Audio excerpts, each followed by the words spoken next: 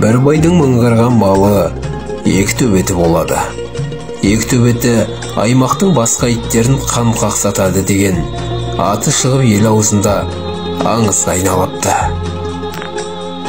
Сол төбеттің бірін бай үйіне келген бойда төрде өле тұрған мылтықты ала-сала атып тастайды. Екіншісінде атқалы мылтықты оқтап жатқанда қатыны бала шағасы бәрі жабылып аттырмай аман алып қалады. Сондағы байдың ашуына тиген оқиға былай болыпты. Бай бір қырдың басында төңіректі шалып тұрса, алдындағы қырдың астынан бір шаң шығады. Сол-ақ екен соңына ілесіп жүрген екі төбеті ат бауырына кіріп қыңсылап жата қалады. Байқап қараса, жаңағы шаңды шығарып келе жатқан бір көкжал қасқыр екен. Ол бұларға тіке беттеп қарсы шауып келеді.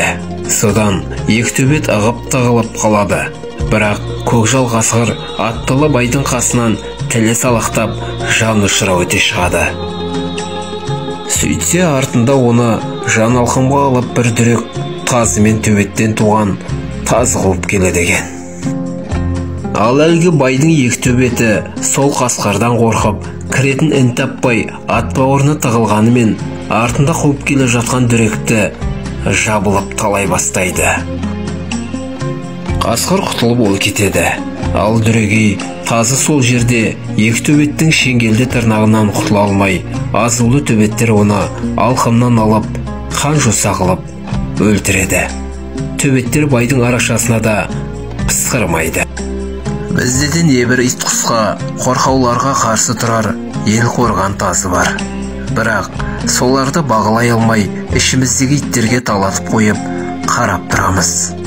Ал қорқаулар малымызды да, жанымызды да талап жатыр.